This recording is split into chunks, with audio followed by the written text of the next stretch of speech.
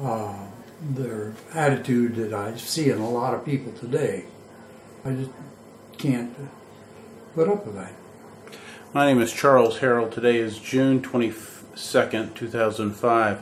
I'm here with Mr. Brown talking about his World War II experience and his military experience during World War II. We're near Ocean City, Maryland today. Mr. Brown, for the record, would you please state your full name? My name is Earle Willard Brown. And where were you born? I was born in Hagerstown, Maryland. And when were you born? I was born in January 27, 1923. What branch of service were you in? Well, I've been in several branches. I've been in the Army Air Corps, the Air Force, and then lastly in the Army Medical Service Corps. Can you tell me during World War II what bomb group you served in? I was in the 467th Bomb Group and the 789th Bomb Squadron. What Air Force were you in? That was in the 8th Air Force, 2nd Division. And what planes did you fly? We flew in B-24s. What was your highest rank? My highest rank during the war was first lieutenant. But after the war you achieved? After the war I went back to school and got my degree in engineering, and I re-entered the service in the Army Air Medical Service, and I finally retired at the rank of Lieutenant Colonel. During the war, what was your job on board the B-24? I was a navigator. Do you recall the date of your enlistment? Well, it was December the 14th, 1942. And when did you retire? I retired in July the 30th or 31st, 1970. You served during the period of Vietnam and Korea, but did you see service there? No, I did not see service in either one. What was the base that you were at in England? In England, it was Rackheath, which was a small base in Norwich, England, that bulge in England. Near Norwich? Norwich, yeah. Were you ever injured during the war? No. Were you ever a prisoner during the war? No. Mr. Brown, very fortunate. I'd like you to remember back to growing up. I realize you might not know much about the 1920s, being only 7 at the end of that. But do you recall when you first realized there was a Great Depression going on? Well, I remember discussions of my mother's and dad's about money being awfully tight. But, you know, kids, it rolls off your back like water. And I didn't think much about it at the time. Who was your mom and dad? My mother was Ethel Rose Trovinger, maiden name. My father was Julian Oliver Brown. And we lived at the time I was born, we lived on Bester Avenue, which I don't recall that much about. But then we moved to Snyder Avenue, which is where you saw the picture of my father holding me. And we lived there for a while. And what I remember most about that was the central heat, which was one big register in the front hallway. There was a huge register. And the furnace was underneath that.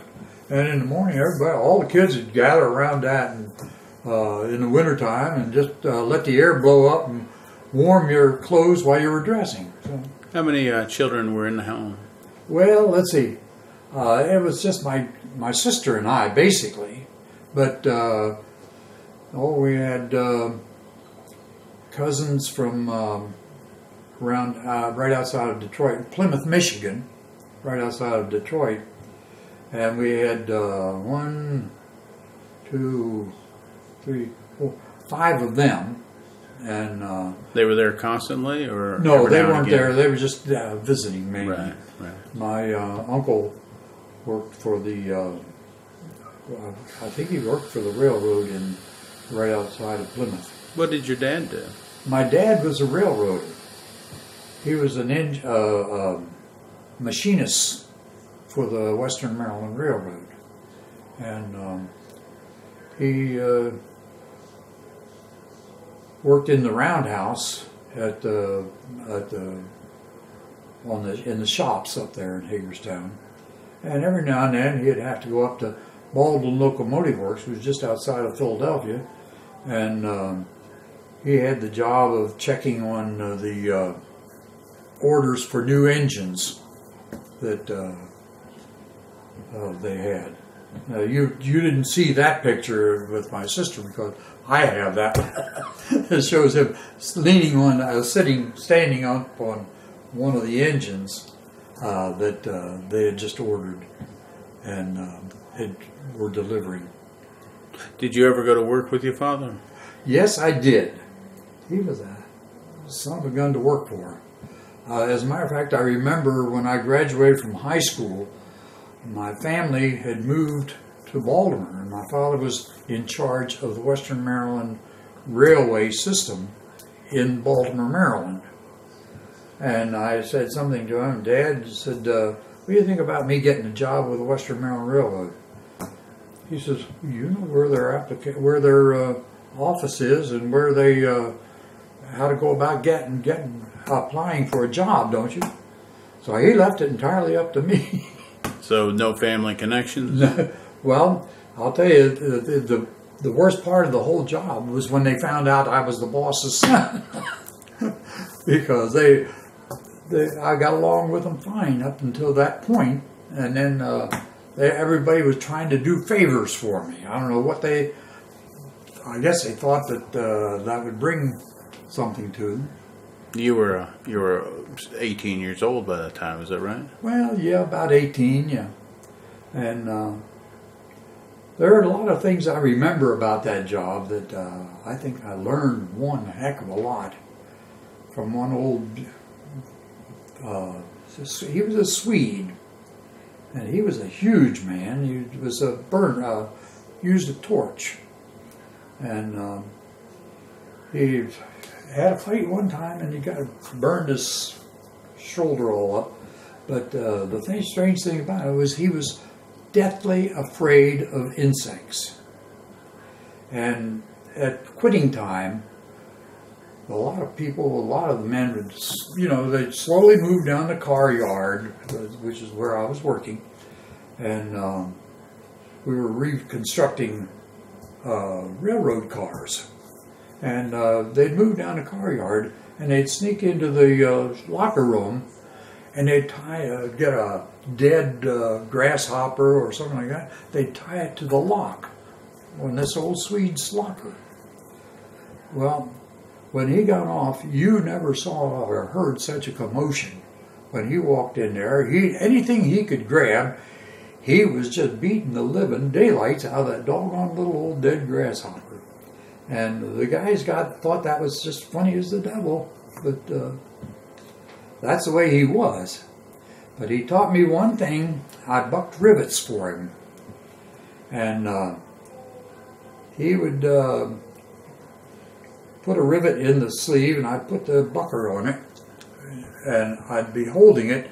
He says, "You got it?" I said, "I think so." And that would be the end of it. You never heard such expletives from anybody before. He said, "Either you got it or you ain't got it."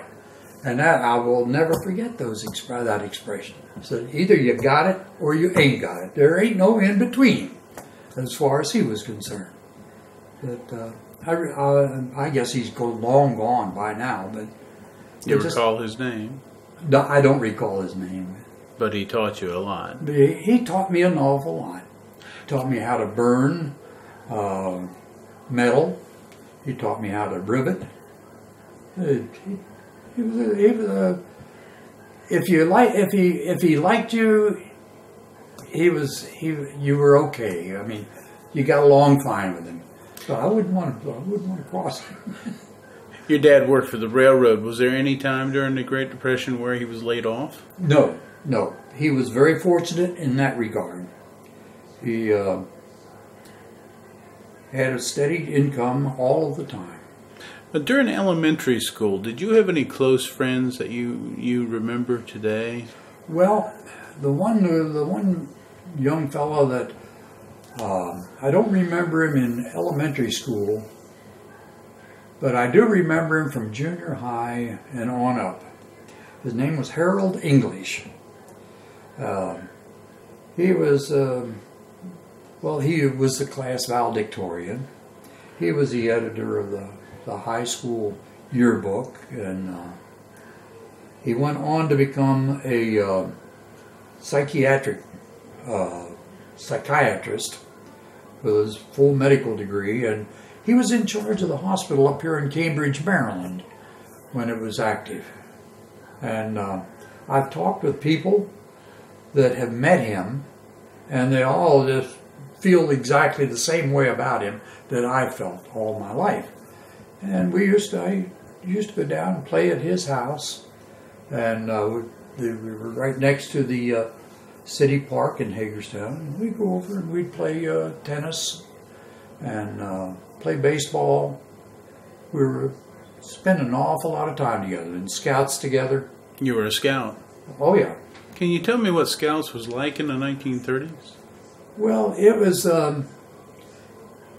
They didn't do as many outside activities as they do now, and I don't understand all of the merit badge work that they have, but I was very interested in all through high school even, which is something that kids nowadays they seem to feel like it's a stigma if they're connected with the Boy Scouts or the Girl Scouts or something of that nature. Do you recall what rank you made in? Yeah, I made up to Life Scout, and I think I needed something like 3 merit badges for my Eagle, which I never achieved, because at the time we graduated from high school, my family had moved, and I had to leave to join them in Baltimore.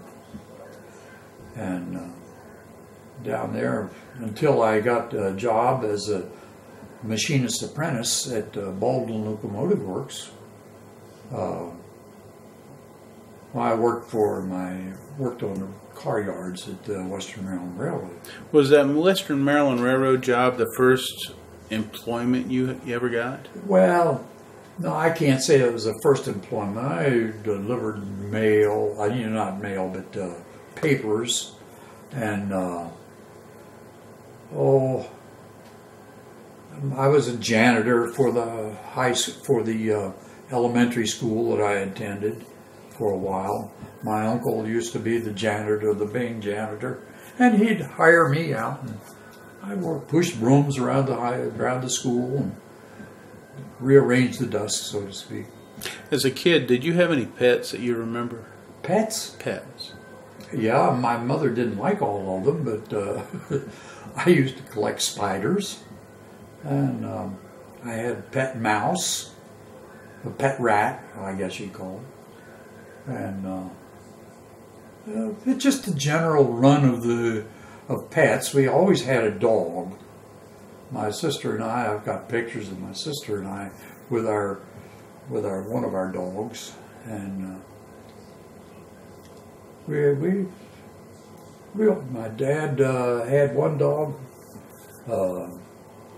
His name was Muggs, and I think he was the last pet my father ever owned. Were you an outside type of kid growing up? Well,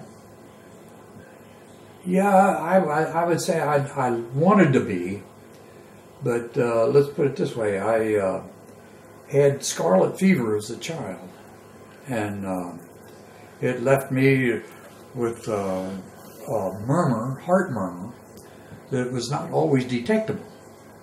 I'm sure that if it had been detected on my examinations during the service, I may not have gotten in as the way I did. But as a result of that, my younger years, I learned how to knit. I learned how to crochet. And these are not sports that boys really normally participate in. Did you have a close relationship with your grandparents? Well, yes, I did on my father's side. What were their names? Do you recall? His name is, as a matter of fact, I'm named after my grandfather on my father's side. His name was Willard Perry Brown. And that's where my middle name came from. And my grandmother was Josephine. I don't remember her maiden name. I think it was Allen. Where did you go with them? Or just over to their house? Or did they take you places? Well, no. We lived, my parents lived with them for a while during the Depression. And I guess that's where I heard most of the talk about how tough times were. Was your dad a veteran of World War I? No. My father was never in the service. Did you know any vets from World War I? Not really. Not really? Not that I recall. Was your grandfather in the Civil War? No. Now, on my wife's side, we have several that were in the war. As a matter of fact, our one daughter got a scholarship for having grandparents, having relatives that were in the Civil War. As a matter of fact, she had one on the north side, one on the south side. So she hit them from both sides there. You moved to Baltimore when you were in high school. Is that true? When I graduated from high school. Okay. Did you leave the home, or did your whole family move to? The whole family had moved to Baltimore, and I stayed back in Hagerstown and stayed with relatives, and my parents paid for room and board while I was there. What were you good at in high school? What's that? What was your thing in high school? My standing? Not necessarily your standing, but what did you enjoy most in high school? I think I enjoyed sports. I played football. I played intramural basketball, which was I was only fair at. And we used to play a lot of baseball. I was never on the baseball team. Did you have any subjects that you just were excelled in, that you'd enjoy? Well, nothing that I excelled in. But, do you recall graduation day? Oh, yeah. Very much so. Did your dad come up and see you graduate? Oh, yeah. My dad was there for me when I graduated. So was my mother. But they lived in Baltimore. And I stayed behind, finished my high school education, and then I moved to Baltimore with them. And I lived with them there. And I guess that was the last time I really lived at home, because from Baltimore, I went to Baltimore Locomotive Works as a machinist apprentice. And from there, I had tried still a little bit too young to be on my own completely. I tried to get into the Coast Guard, and my mother said, "No way, you're not going into any Coast Guard." This was before the war started. Yeah. Well, the war had started. There was about that year in there after Pearl Harbor, and then. That year before I actually was enlisted, I tried to get in the Coast Guard, number one. I tried to go to the Navy, number two, and finally my mother just gave up, and she allowed me to go ahead with the Air Force. You were still underage at the time, yes. Under 18? Yeah. Can you tell me about the about where you heard about Pearl Harbor? Where were you? I can't recall where I was. I see. But I did hear about Pearl Harbor, very definitely. I don't know of anybody at that time that didn't. You tried to get into these different services. Was that after Pearl Harbor? After Pearl Harbor, yes. I knew the eventuality, and I was just trying to make my own selection of the service that I prefer. So you didn't go to college before the war? No. How was the apprentice school there at the works? Well, at Ball Locomotive Works, it was very interesting, and they taught you the use of lathes, drill presses, bores, planers, any type of machine working, any metal working machine, and how to use it safely, how to compute the speeds that you needed for certain jobs, and it was a regular school, and I felt that it was a benefit to me. When you finally got accepted into the Air Force or Air Corps, had you thought about becoming, was it just because of the war, or did you want to be a military man? No, I guess it wasn't because I wanted to be in the war. I mean, a lot of people get the impression that just because you were in the service, that you enjoy all of the battles and the fighting and the killing that goes along with it. It's attached to it. At least in theory, it's attached to it. I don't like to fight. I'm not a real fighter in any stretch of the imagination.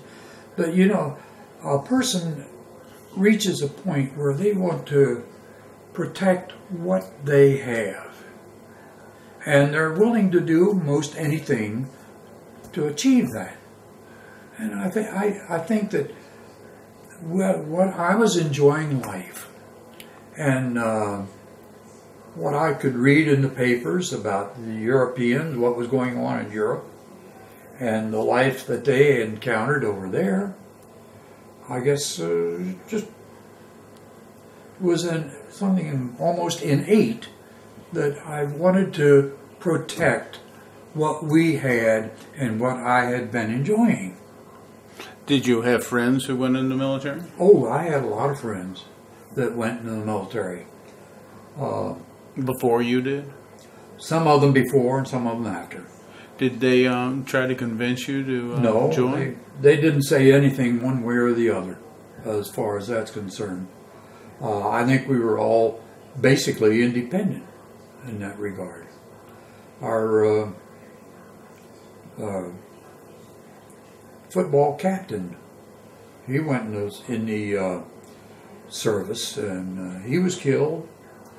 I lost one friend in a lighter than aircraft up around New England.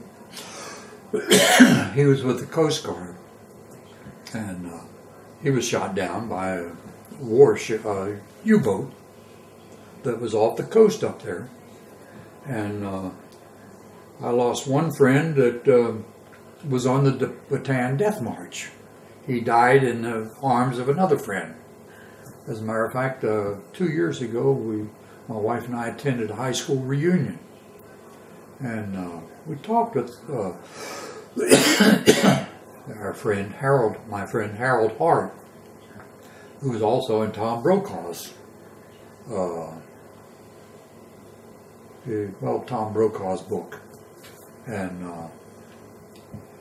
he just recently died. So I had many friends that were in the service, and some died and some returned, and two of them that returned, one went into the reserves and stayed with the reserves.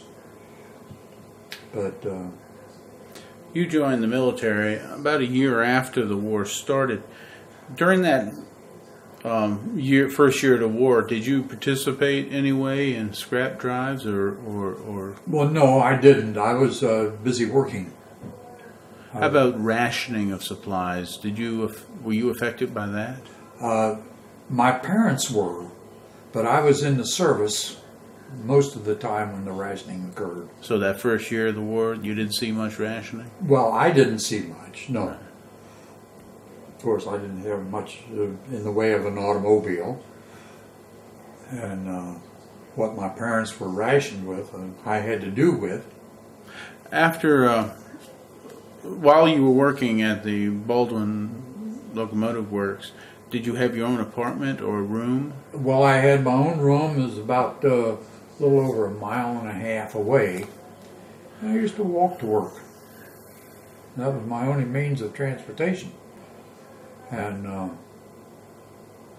once a month I'd sell blood, which was a little frequent, but I'd sell a pint of blood, and that would pay for a bus fare, or train fare from Eddystone, Pennsylvania to Baltimore, Maryland.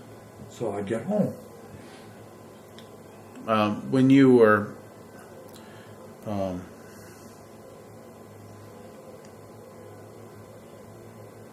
well, you decided to join the Air Force, and Yes. that was because you tried the others. Mother said no. That's basically right. And I think my mother just gave up. She got tired of saying no to me.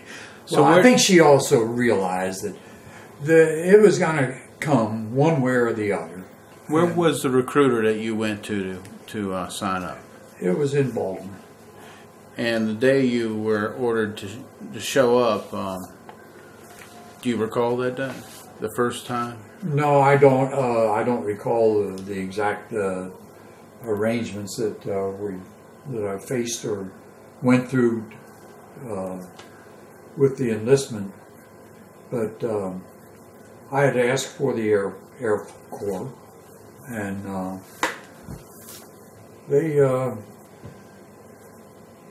they agreed with that, and so they sent me to Miami Beach, Florida. Is that where they gave you all the shots? That's where I got all the shots and got my basic training, and they gave us all this heavy OD clothing, wool clothing, and my skin is very fair. And in the morning while we'd dress up, it'd be cold. It was, well, in December and January and February, it would be cold as the devil out there on the golf course. That's actually what they used for drill field. So we'd be bundled up with overcoats and full clothing, shirt and slacks, and by about 10 o'clock in the morning, you were starting to shed clothes, trying to keep ahead of the game. My nose would blister, would burn, and then in the afternoon it would blister, and then at night it would peel. And the next day I would go through the same process: burn, blister, and peel. Burn, blister, and peel. I got so doggone sick and tired of it that I guess I'm lucky I don't have cancer because of it. Did you, were you able to handle the rigors of basic training? Oh yeah, I didn't have any trouble with it. Were you physically fit? But I guess so, yeah. You enlisted, were you a private when you enlisted? Well, they listed me as an aviation cadet candidate, which, I don't know, we felt like it was about 3 steps below buck private. What happened about becoming an aviator? What's that? What was the next step?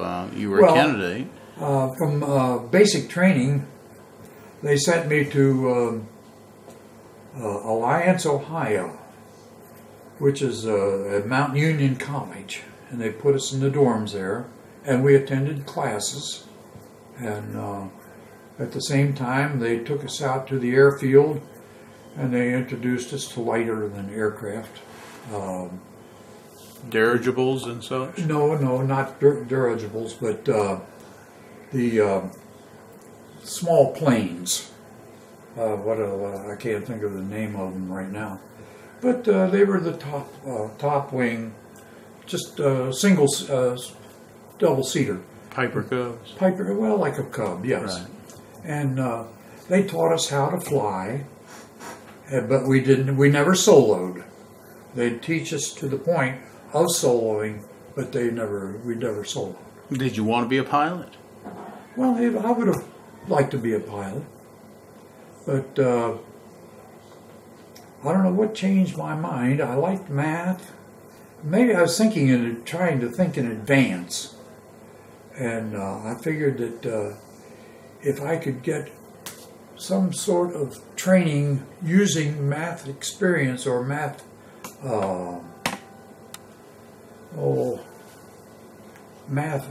something that had a math background to it, that it would be better suited for me in the future in the form of as an engineer, because I never quite gave up the idea of being an engineer. And although I couldn't afford it when I got out of high school, just something that was in my mind. And had you contemplated going into the Army engineers? No, not the Army engineering. But as I say, when I got out of college, graduated from college, I looked around as for a civil engineering job. Yeah, but that's after the war. But this was after the war, after I'd been separated from the service into the reserves. And when I couldn't find anything, then I was recruited by the Army Medical Service Corps as an engineer. And at Mount Union College, what type of classes did you take? Well, we took English, history, math. Sort of like college. Yeah, they were college courses. As a matter of fact, when I went to the University of Maryland, they gave me some credit toward my bachelor's degree for the courses that I took at Mount Union College. How long did you stay in Alliance, Ohio? Oh, about 6 months to 6 to 9 months. Enough for 2 sets of classes, then? Yeah, about 2 quarters. Then where did they send you? Well, from there, I went to gunnery school. Where was that? That was in Santa Ana, California, at the Santa Ana Air Base. And how was gunnery school for you? I enjoyed that. Why? Well, I don't know. I just when you hit a target, you just felt a sort of a sense of achievement. And I don't know, maybe that's what I need all the time, to achieve something. What type of guns were you firing? Well, they were 50 caliber machine guns. Now, for mock-ups, they used a shotgun, and they used clay pigeons as targets. You'd be riding along on this road, you'd be standing in the back of a truck, and you'd ride along this winding road, and from different spots, these targets would go flying up, and it was you were supposed to fire and hit them. And I enjoyed that. It was a challenge, trying to figure out where it was coming from and when, and trying to give it enough leeway to hit it. And to me, it was a lot of fun. Then they put them in turrets, and they fired the clay pigeons out on a range. They'd fire them, and you had to operate the turret following the flight of the clay target to hit it. Would you consider yourself good at that? Well, I wouldn't say I was good, but I think I was better, about average, or maybe a little better. Did they give you any certificate for completing gunnery school? Oh yeah, I've got one somewhere, but. But you still didn't know you were going to be a navigator. Is that true? Well, no, I hadn't decided that I would be a navigator at that point. They gave you an examination that would tell you basically what would be your best area to follow. And mine was about equal in all of the fields in the Air Corps. So I just chose navigation. So they give you a choice. They gave you made your choice, and then if it was available, that's what you got. If it wasn't available, they gave you something else. You knew you were going to become an officer, though? Well, I was hoping to, because a lot of them graduated and got their petty officer, or like a petty officer. What do they call them? I can't think of it right offhand. It's the equivalent of an officer, but one step down. I can't think of the name of it right offhand. A sergeant of some sort? No, it wasn't a sergeant. It was above the sergeant rank. Right. But and you had all the privileges of the officers, but not the ranking. Were you ever tempted to do any other job in the Air Corps besides bombing, working in the airplane? Did they tempt you to work on the airplane? No. You were going to be a flyer. I would rather I preferred to be a fly, and actually in combat in some way, shape, or form. After gunnery school, where did they send you? From gunnery school, they sent us to navigation school in Hondo, Texas. How was that for you? Well, I enjoyed that. Again, it was a challenge.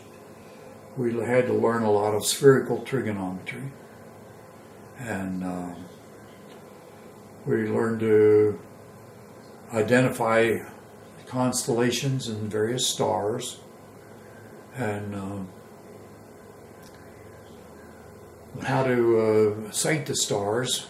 They put you on a platform with elastic bands in the four corners, and you had to stand on that platform with a sextant in your hand, keeping your balance and trying to shoot a star, which took a little while to get used to, but eventually you got pretty good at it. You still didn't know you were going to be on big bombers yet, is that true? Well, oh yeah, they wouldn't put you made a navigator on anything but a bomber. Okay. Yeah.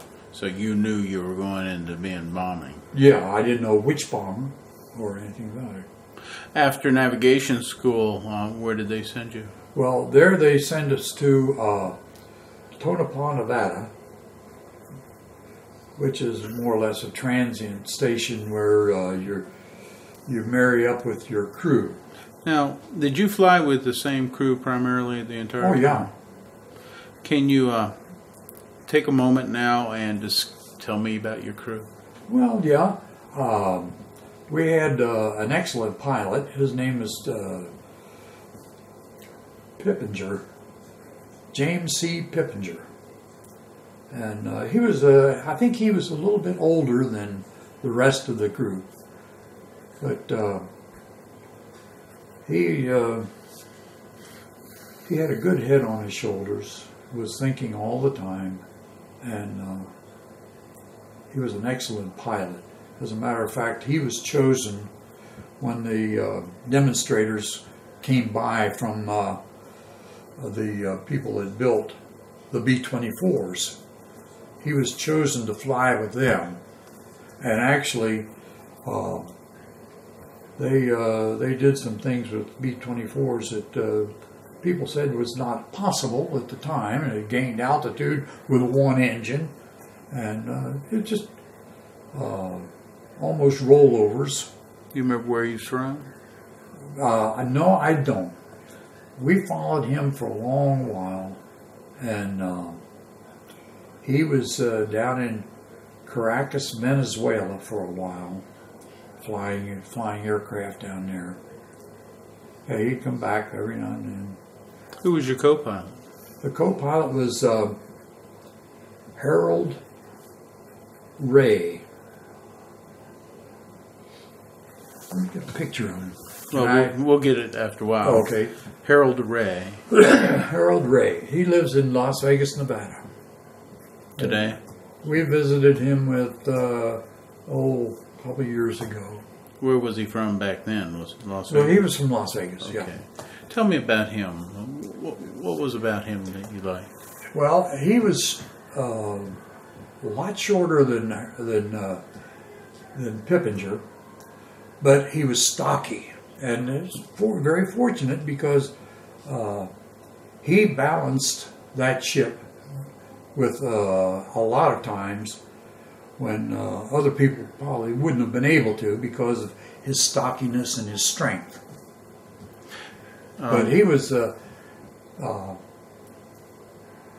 It was funny because he was liked to play poker, and he never lost.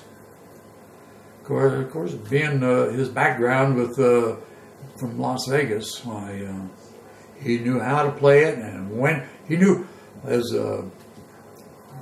Willie, what's his name? Says Kenny.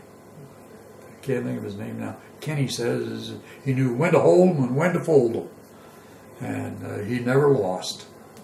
But he was very gullible. We had a crew chief, or a radio operator, who loved to play practical jokes. And he came out to the aircraft one time before we were getting ready to take off on a mission, and he had a bunch of eggs in his pocket. Who was this guy? Oh, you asked me, I can't think of it now. Okay, go. A couple of eggs in his pocket. He had all these eggs in his pocket, and he was talking about how he could blow an egg out through the shell with one blow, one puff. He'd just punch a little hole, and he'd have the egg down here and the shell over here. And Holly, what's her name? Ray said, "Here, let me try one. Give me an egg." So he punched a little hole in the end, and he had a raw egg. It wasn't hard boiled. So our radio operator was laughing about it. He said, "Oh, I gave you the wrong egg. Here, try this one." Ray fell for it again, put the hole in, another raw egg. He said, "That's funny," and he pulled out one, puts a hole in. Here's a hard-boiled egg. But he liked to play around, and that at a time there are times when that really broke the ice, when you're getting tense and nervous and things of that nature. Who was your bombardier? Our bombardier, well, he was taken away from us when we got to the theater of operation. His name was Gilbert Hollick. Did you get another one? No, we never got another engineer. Another bombardier. Gil Hollick has a boot shop in College Station, Texas. And their specialty is making boots and belts for Texas Aggies. We visited him one time when we were passing through there, and I guess Gil's dead now. I don't know. Who was your flight engineer? I don't remember his name. The first one we had to get rid of. What happened there? Well, we got into German territory, and we were hit by fighters, and he just lost his cool, and he wasn't able to function that well, so we just couldn't have that. So you got another one? Yeah, we got another one. You said you couldn't remember the radio operator's name? No, I can't think of it right offhand. How about the ball turret gunner? Well, we didn't have a ball turret on our ship. There's one available. I mean, there's a space for it, but it was never put in. Any reason why? You ever found out? No, I never found out. How about the waist gunners? The waist gunner, we had two waist gunners, one for each side. I can't remember their names. Were they sergeants? Enlisted men? Yeah, they were all enlisted men. Everything other than the pilot, co-pilot, navigator, and a bombardier. The rest were all enlisted personnel. Were they the same folks that you met up with in Nevada? Most of them were. How about the tail gunner? I can't remember his name, but his name was, we used to call him Frenchie. I can't think of his full name now. But he was a Cajun from Louisiana. And he claimed to speak French. And he got shot down in Brussels, Belgium. And we stopped somebody on the way looking for this nightclub or place to eat dinner. And we turned to French and said, "You find out where this place is." So he starts rattling off in his Cajun French, and the person just shook their head. Finally, they said, "Well, it's just down this street and around the corner," in perfect English. And Frenchie never got over. We never let him forget that.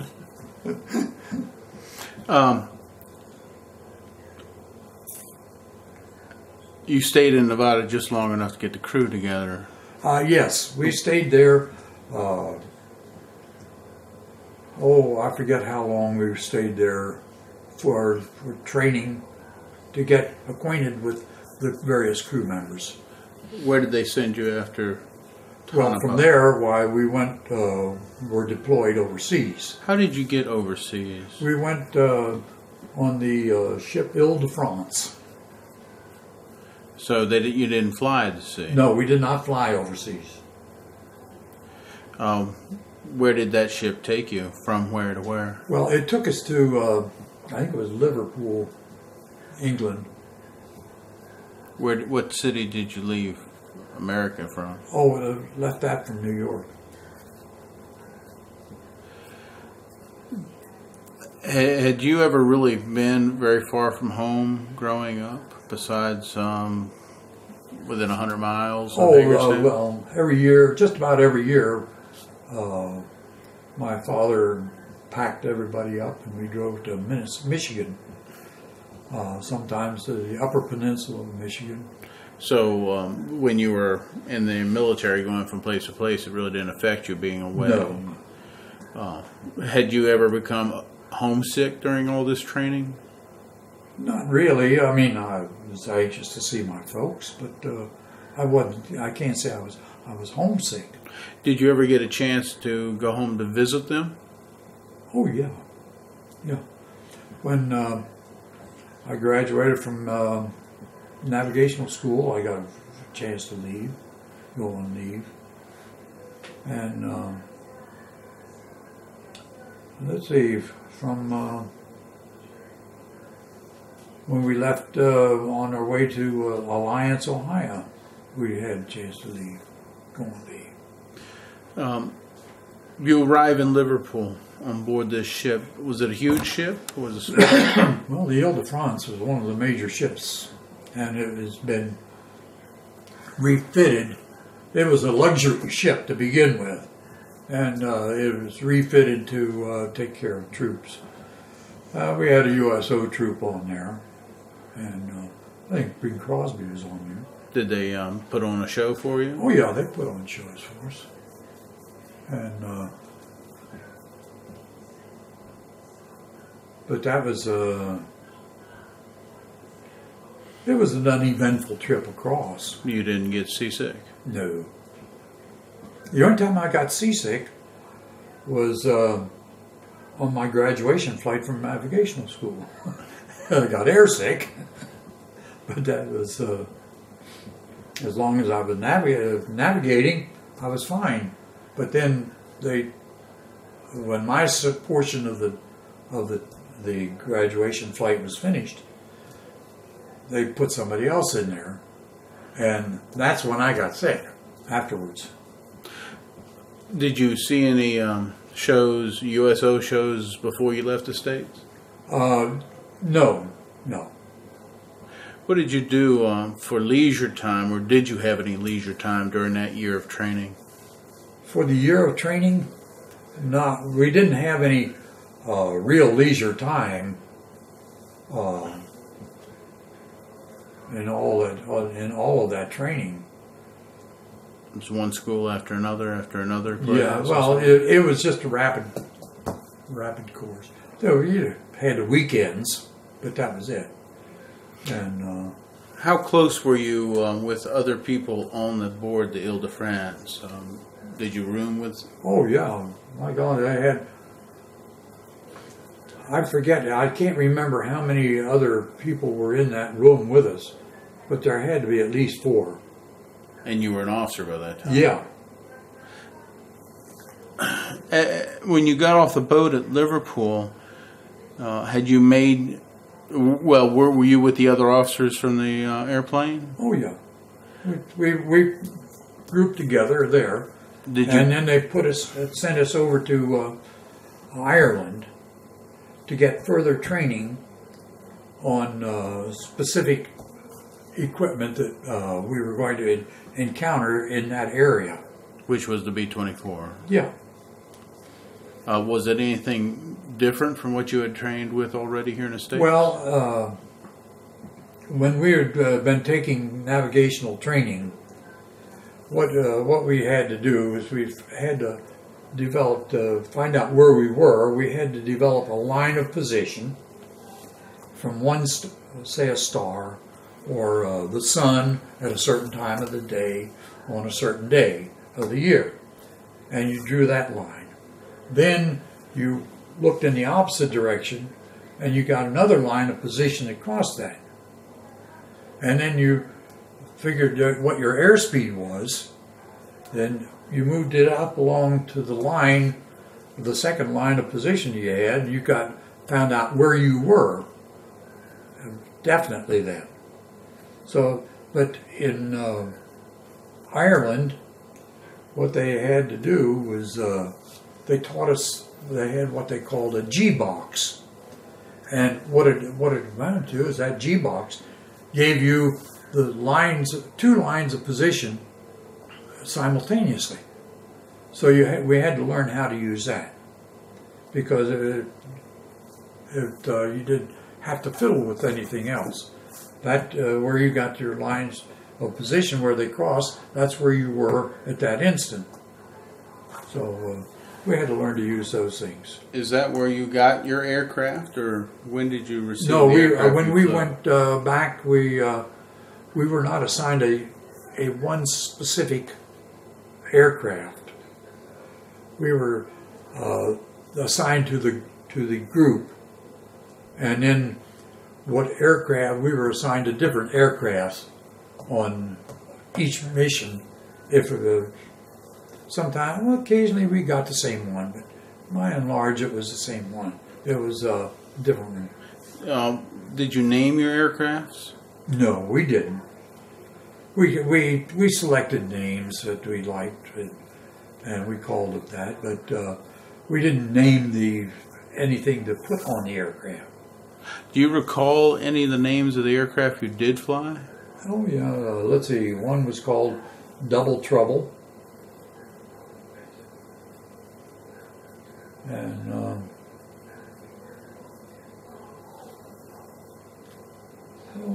I can't remember all of the names. Witchcraft, we flew in that one.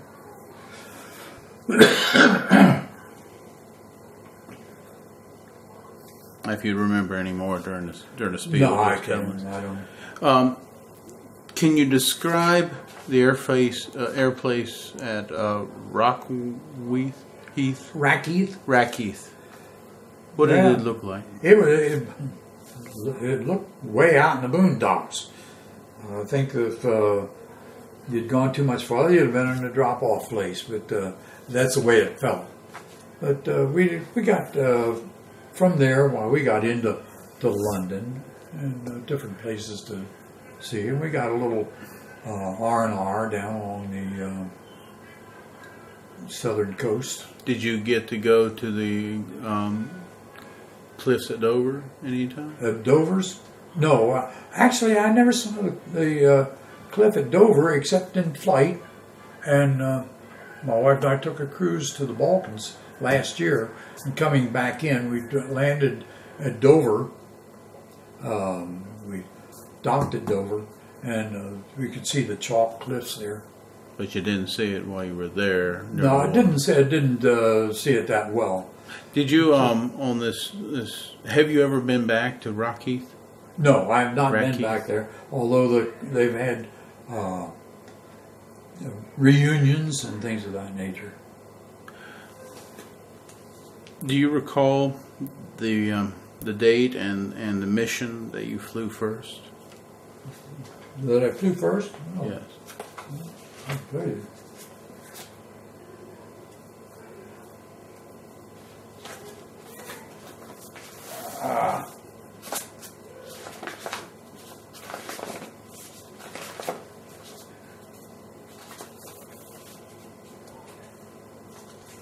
The first mission was to Koblenz, the marshalling yards.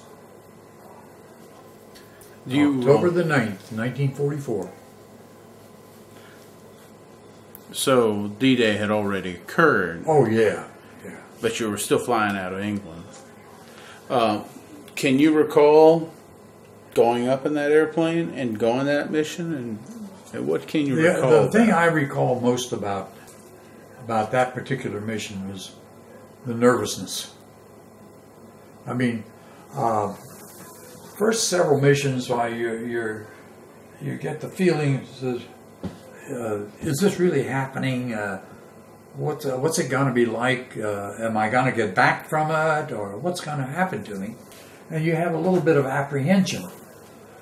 After about five missions,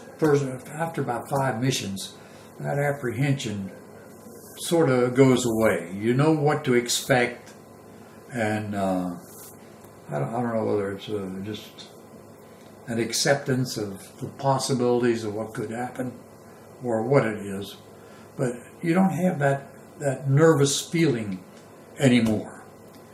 But it comes back to you about the last five missions. Am I going to finally make this? Am I going to get through all this? And it's there, whether you want to admit it or not. When you arrived at Rockheath, and before you went out on your first mission, how many days would that have been? Would it have been weeks, or were you there a month or so? Oh, I couldn't even begin to say that. Did you see crews that didn't come back? I mean, oh yeah. Before you did your first mission?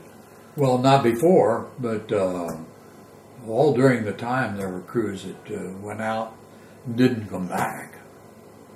I want you to think about your 35 missions and recall for me one or two or three of the missions that really made an impression on you that you remember. Well, the one that made the biggest impression was the one here at Minden Canal.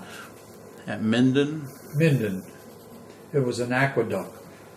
They have canals crossing Germany, and they have ships, all kinds of sizable ships that come back and forth on those canals. And our job was to, we had this one junction here that we needed to bomb, and the results were so dramatic that you can see ships that are barges and things that are laying around on the surface if you look at it in that picture.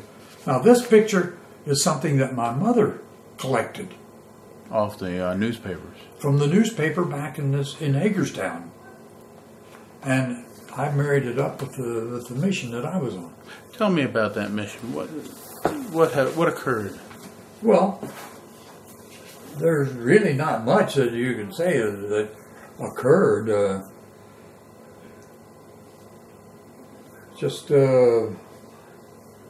Were you lead airplane? No. We were never the lead.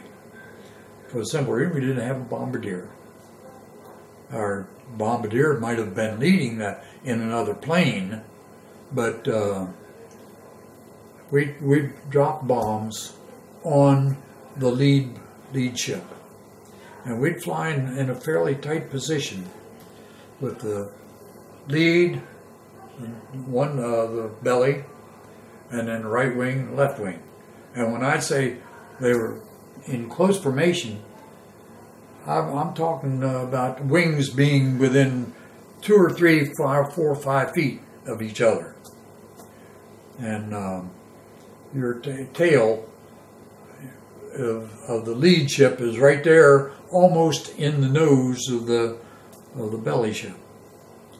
And that's the way we had to fly. Were you on that mission, the belly ship? No, I think I was a wing ship on that. Were the bombs dropped on the target well in that day? Oh yeah. Well, here you can see what the occurrence was. We emptied emptied for 3 miles. Is there another mission that sticks out in your mind? Well, the only other one was I can't think of when it was. It was when we were hit by a jet aircraft. Did you see the ME-262 attack you? Well, it was 209, I think. I believe it was the 209. Anyhow, we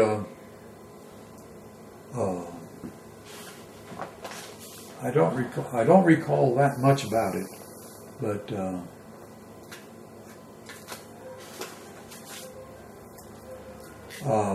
what impressed me most was the fact that to me, the jets were not that effective against conventional aircraft because they went too fast.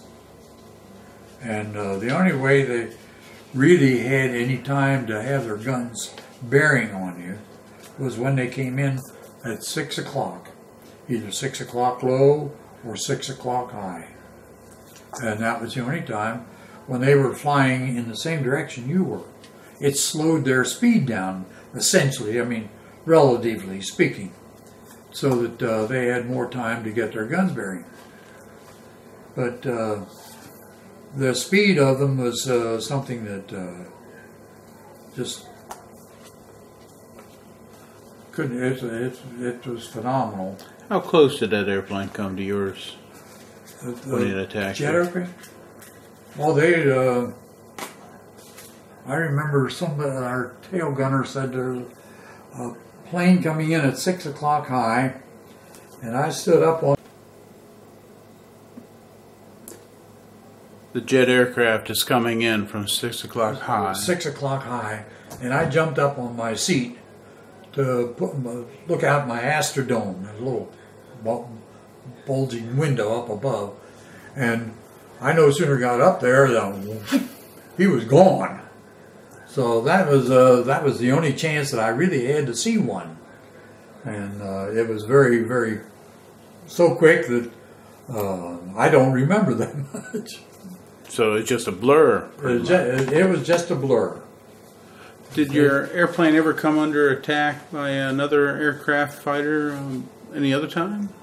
Well, yeah, we were under attack all the time by enemy aircraft. They did get we got a lot of air support, but the thing that I recall most about it was, like, for example, the Focke-Wulf 109 that the Germans put up had a lot of armor plate around the cockpit, and every so often our ammunition had tracers in it every so many rounds, and you'd see these tracers going out, and you'd see them get a direct hit and just ricochet off the doggone side or the belly of this aircraft, and it was just a little bit frustrating. So you make a direct hit and nothing happens. But did you fire your machine guns? Well, I didn't have one available. See, we had a nose gunner. They'd taken out the bombardier's equipment from the nose of most of the ships, except for the ones that were in the lead. And they put a gunner up in the nose there.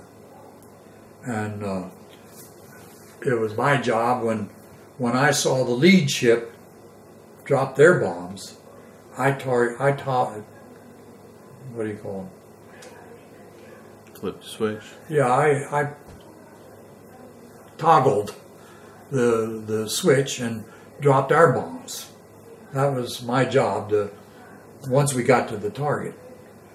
And really, about the only time I really had any work to do was if and when we were separated from the rest of the group. And that happened a couple times. But you're still, in that eventuality, why you wanted to keep track of where you were and where you were going and where you wanted to go. You mentioned a little bit a while ago that you were shot down. Well, we had 2 engines shot out on the same side, and we landed at Brussels, Belgium. Was it in Allied hands at the time? Yes, it was in Allied hands, but it was at the time of the Battle of the Bulge, remember that? And it was a little tenuous situation there. And they put us up into an old schoolhouse. And this was on Christmas Day, I guess it was 44, Christmas of 1944. And let me see if I can find it here.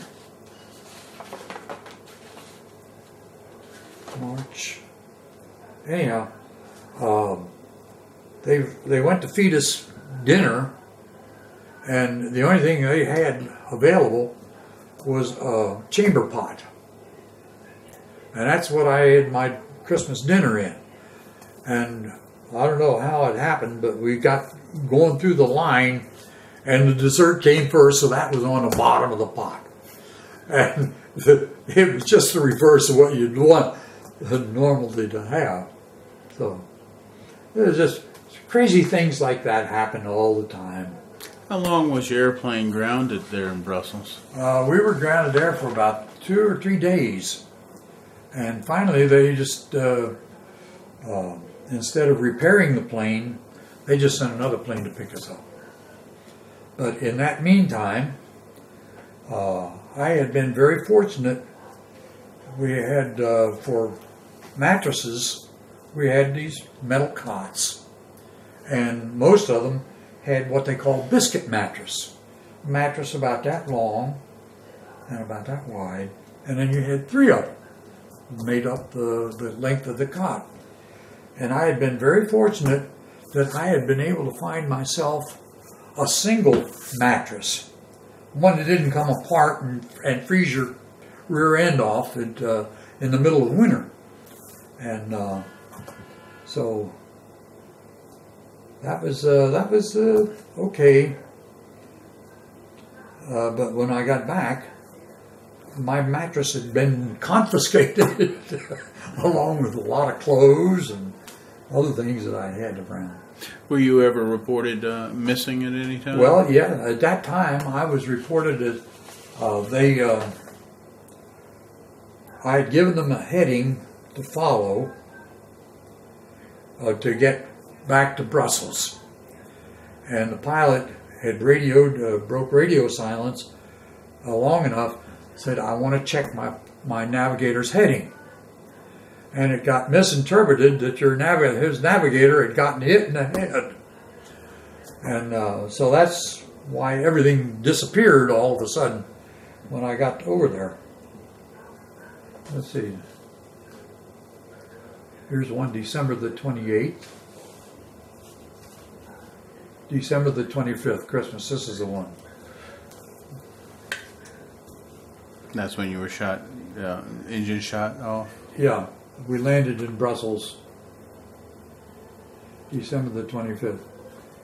And then again on the 28th, we were out flying again.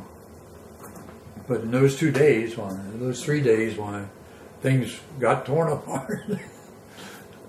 You had a little piece of metal there. Can you tell me about that?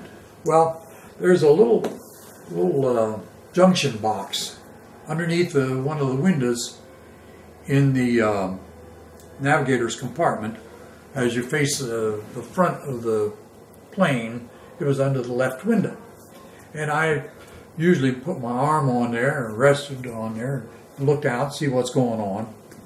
And I heard this little thing, felt it, I didn't feel it, but I heard this noise and this rattling. And when we got back, we took that little box apart, and this was in there. So it just went in there and rattled around. And fortunately, I was leaning on the box. Fortunately, the box was there, or it might have been somewhere in me. And that's just the luck of the game. You didn't hear an explosion that caused that to hit the ship? Well, you don't hear a whole lot of anything because you're wearing a helmet, and it's not this hard helmet like they're wearing now. It was the old leather helmet, and you had earphones in it, and you had a heated flying suit. And once you got over the channel, they gave you what they call flak suits, which was a little suit that came down around your waist, and it was a male type of armor plate. The plate's about an inch and a quarter square, an inch and a quarter square, that overlapped, and that thing was heavy. You got tired, I tell you. After about 8 hours wearing that doggone thing, you were bushed. So. Did you keep it on all the missions? Oh yeah. From the time you crossed the channel, you put your flak suits on, and when you came back and were crossing the channel or coming back, you took them off. Did you go through flak a lot? Oh yeah. As a matter of fact, I got some pictures here. I don't know whether it shows them or not.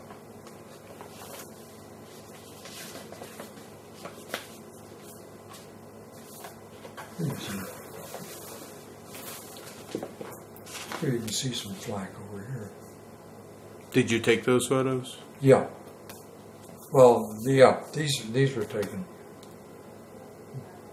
Did your ship ever get hit by really close by that flak? Well, if it was that close, you could hear it. You could hear it then. But as I recall, we never we got hit that at Christmas, and that was you could hear those.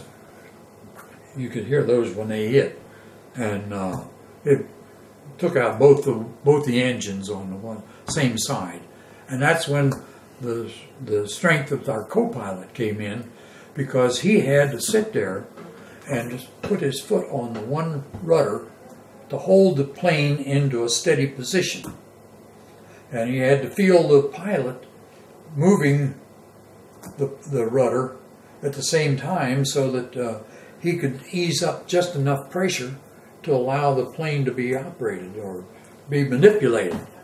But, so would you say that on Christmas was your closest call to actually getting shot down and killed? Oh yeah, I think so, by and large. What was the last mission you flew? The last mission, I got that in there too.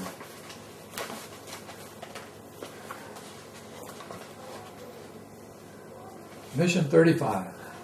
It's at Unterschlarsbach. It was an airfield. 35. Unterschlarsbach? Unterschlarsbach. On April 8th? April the 8th. Do you recall that one as anything significant? No, except that they met us with a bottle of champagne, and we had a ball with it. After it was over? After it was all over. We knew we were going home. That was the number of missions that you had to fly? Yeah. 35. Did you celebrate with other crews that reached their 35th? Oh yeah, we celebrated all of those, and different. This was our pilot. Let me see. That doesn't come out. That doesn't come out.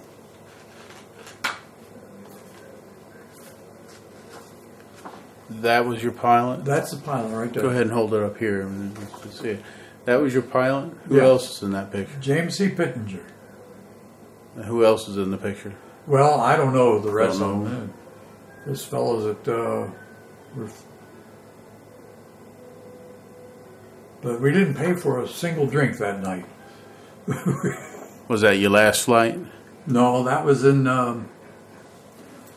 San Francisco.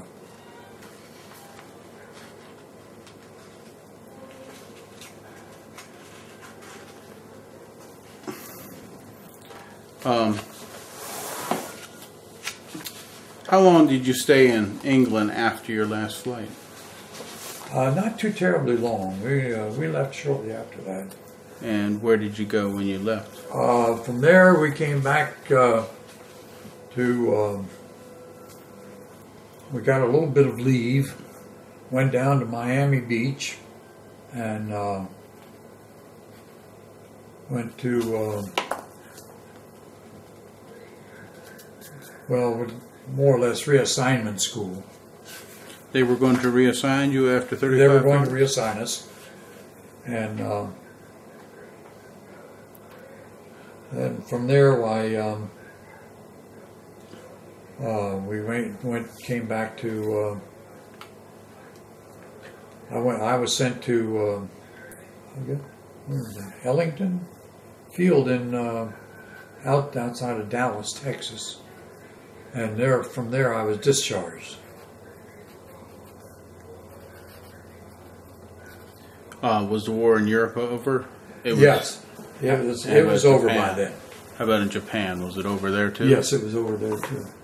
So you spent about 6 months here in the States before I was discharged. Yeah. Now this is pictures. This is our pilot, Pittenger, and this is our co-pilot, Ray. Did you know anybody who was, how close did you get with the other people on other airplanes? Any good friends you made? Like this one, his name was Wyckoff. I remember they called him Shoes Wyckoff. I don't know why, but he just loved to collect shoes. He was later shot down, and when they inventoried his stuff, I bet he had about 40 pairs of shoes that he just bought. Why? I don't know. But they called him Shoes Wyckoff. Now here's another plane called Wolves Incorporated.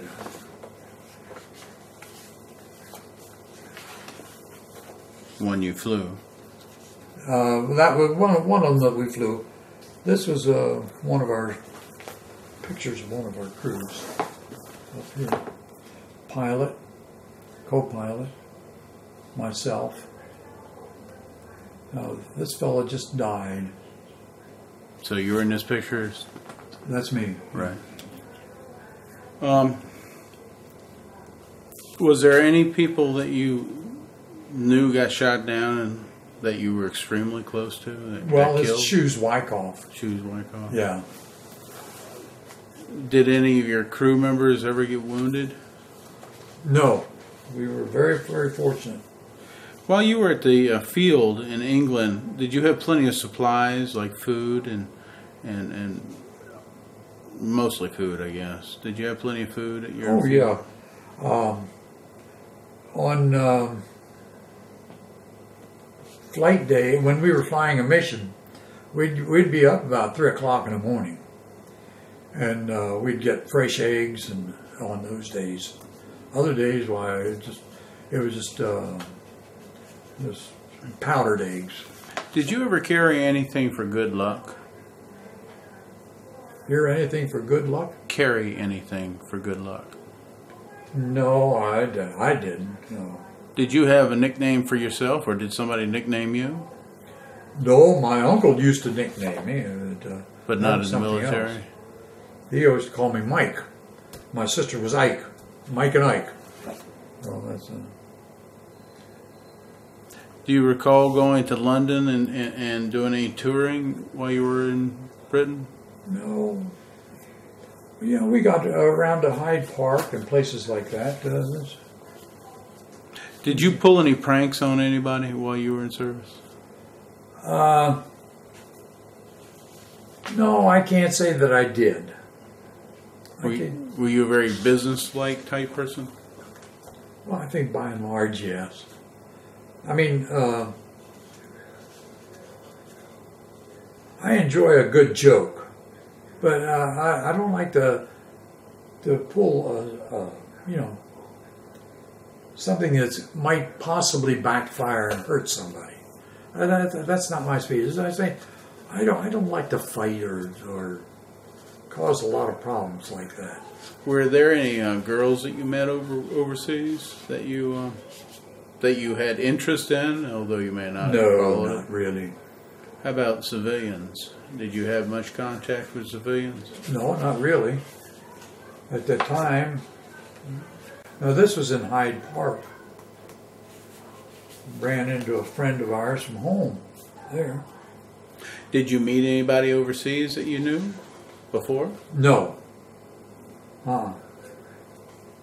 Well, except for this one friend that we went to Hyde Park. I went to Hyde Park with. His Roy Shannon. He's from home, Hagerstown, and he was in the service over there, but he wasn't in the flying end of it. Here I'll mention Harold English. That's a picture of Harold English. When you got discharged, you came home to Baltimore? I came home to Hagerstown. Hagerstown. My parents had moved back to Hagerstown. What did your parents do when they first saw you? Did they know you were coming? Oh, yeah. Yeah, I kept there in very close touch with my parents. So. Did you decide to use the GI Bill? Oh, yeah. I knew I was going to go. I wanted to go back to school. I knew I wanted to go to school and get an education, get a degree. And I knew it. I wanted it in engineering. Did you join any veterans organizations after the war? Well, yeah, I was in. I can't remember the name of it, but University of Maryland. You know, Route 1 goes right through the center of it, and we were having a lot of trouble with the speeders and people walking across the street there, and I did help do vehicle counts on that Route 1. I realized you went back in the military and spent a fair many years with the military. Yeah. Did your wartime experience affect how you saw the military any? Well, yeah, I think that it did. I don't think it could have ever happened any other way. But when I got out, I was went with the University of Nebraska as an instructor and in occupational safety and health, and they called on me a lot of times for lecturing on the role of the military, or how the relationship between the military and the civilian populations. And I tried to compare them. A military post is really nothing more than a small city.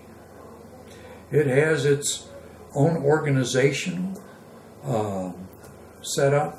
It has its own police force. It has its own restaurants, officers club, NCO club, messes. It has its own housing. And usually it's either in or next to a metropolitan area of some sort. So I tried to get the people to, or get the students to realize that there's not a whole lot of difference between the military and being in civilian life. It's just you answer to different people. You answer to both of them, actually. When you were in the military during World War II, did you ever come face to face with an enemy combatant? No, I never did. How about prisoner of wars? No. No, I never had any occasion to do that. My son will be watching this in a few days when I cut your DVD. If you had any advice for an 11-year-old who adores heroes, which he considers you and many of these other vets I've talked to, what advice would you give him? As far as the military is concerned? Or non-military, what advice would you give him? Well, I have counseled several young people that were in the not medical service, but they were working toward a medical degree. I've counseled several of them, and I feel that the military offers a tremendous opportunity for them to get experience, and if they want to accept it.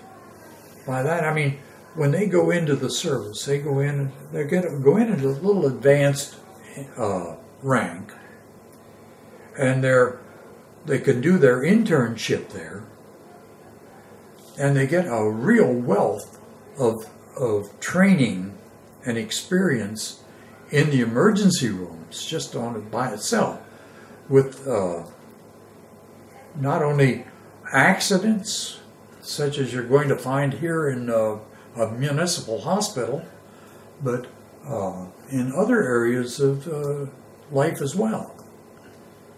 And I think that people that don't take advantage of the military when it's available to them, I think they're missing the boat. You mentioned when I first came in that it was something that you're glad you did, but you wouldn't necessarily want to do. Well, I'm talking about the combat aspect. Right. I mean, the anticipation in the first 4 or 5 flights and the last 4 or 5 missions, it was just, listen, that's stress. And to me, it was stress of the highest order. You just wonder, what the heck is going to happen to me? Am I going to make this or not? And there's always that distinct possibility that you may not. And you try not to dwell on it, but it's there, and you're not going to get rid of it. At the end of the war, after your 35 missions, you had dropped tons and tons of bombs. Had it ever bothered you since that those bombs you were dropping were killing folks? No, it hadn't. And I've had an opportunity after the war to visit 1 or 2 of the concentration camps. And I've had an opportunity to visit, where was that field that Hitler used to talk to his troops from? I can't. In Bavaria? Yeah, it was somewhere in there. It was in the inner part of Munich. Of Germany. But there's also a semicircular building, and it has labels over cells in there. Chamberlain, Roosevelt. And when you stop and think how close this idiot, this maniac came to actually achieving it. I was more frightened then, I think, than I was before. As an old man, when you went back to see those things? Yeah, when I came back, and the war was over. Okay. And but I had they had an opportunity to visit these places, and it's very frightening. It was very frightening to me, and it was a very eerie feeling. And if I ever had any feelings of remorse or anything like that for dropping bombs and possibly killing civilians, I'm sorry that it had to be that way. But I could not see anything else. I couldn't see anything else. Just like when it came to that dropping the bomb on Hiroshima, the atomic bomb. I don't know how people can ever say that it was wrong. Morally, it may have been wrong. I won't dispute that. But by the same token, were they morally right in what they did at Pearl Harbor? Have you ever visited Pearl Harbor? What I'd like you to do is sometime, if you get the opportunity, go to Pearl Harbor and visit the site of the Arizona. You've been there? I've been there. And if you can stand there and read those signs and the names on there and not cry, you're a better man than I am. Is there anything else that I haven't covered that I should in this interview, Mr. Brown? No, I can't. I don't know of anything. Well, thank you very much for your interview. We've exhausted it. Thank you, sir. Here are the Stars and Stripes. And that's what you VE Day. That's what you were fighting for. Germany quits. Thank you, sir.